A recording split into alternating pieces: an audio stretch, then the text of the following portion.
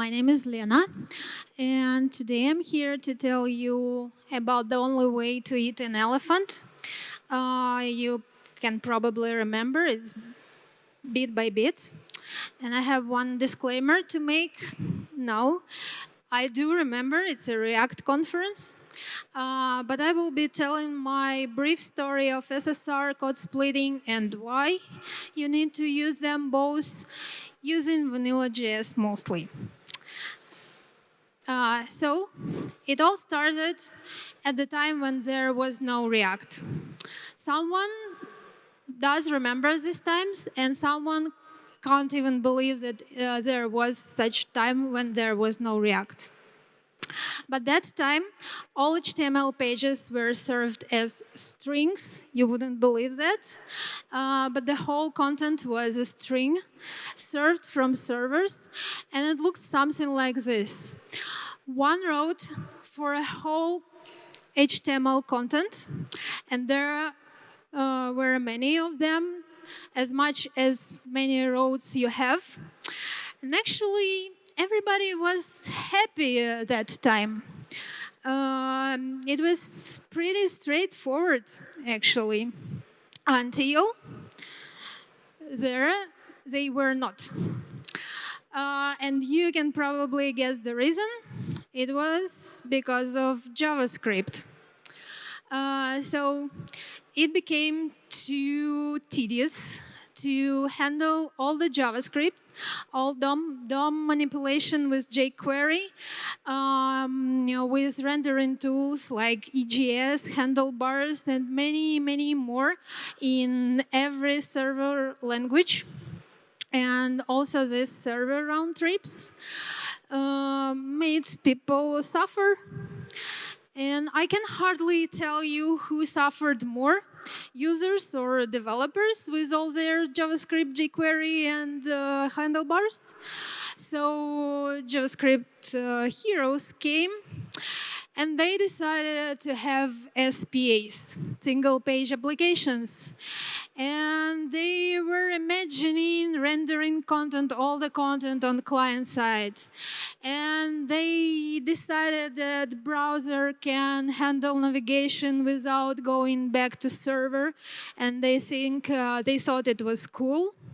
And also they decided they can do client-side routing, not because it is easy, but because it is hard, but they can.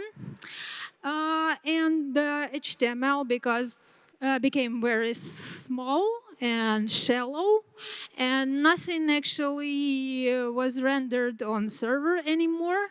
Everything was rendered in client side with one of JavaScript frameworks, and there became more JavaScript, more tools to build it in one bundle, and more JavaScript problems to solve, more JavaScript conference to talk about these problems, and new monsters were born. Actually, more JavaScript resulted in bigger bundle sizes, which resulted in worse performance, fast rendering, and everything else. And actually, users started to suffer, and also business started to suffer because SEO was a problem. Crawlers can't read JavaScript. They need strings. So JavaScript heroes came back again, and they decided to have SSR back. But this time with the same JavaScript they wrote, because it was so beautiful to throw it away. And they decided that the solution is to render this JavaScript they have to a string on server, and to have JavaScript function returning a string. So that was a good solution for SSR, and it solved SEO problem, but it didn't solve bundle size problem, right? So they were using both the same JavaScript on client side and server side. So JavaScript heroes decided so that they need to come up with an idea of code splitting. And they did. They did these dynamic imports.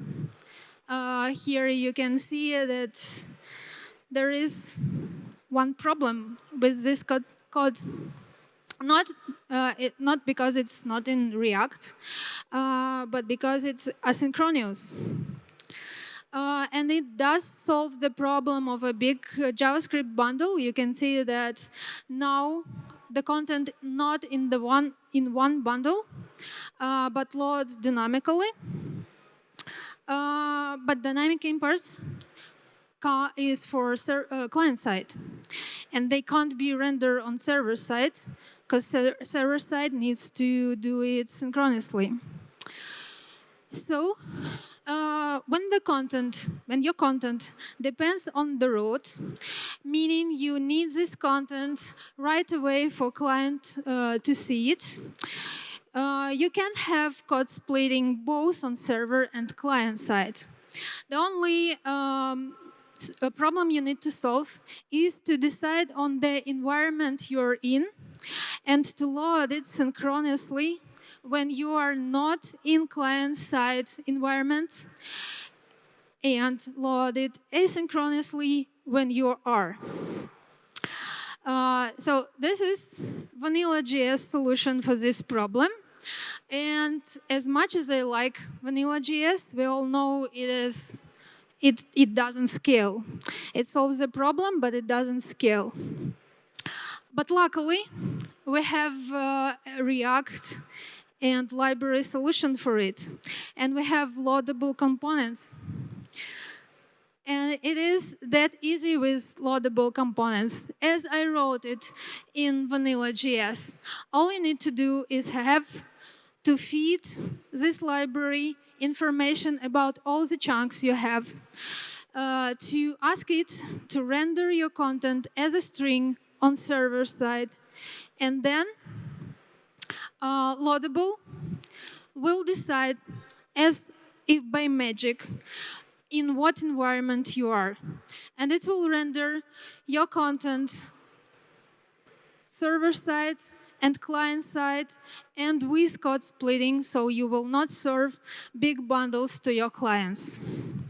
So happily ever after, SSR codes was married to SSR and code splitting were married to React and loadable components, and our users are happy, and our JS heroes ready for new monsters to conquer. Thank you.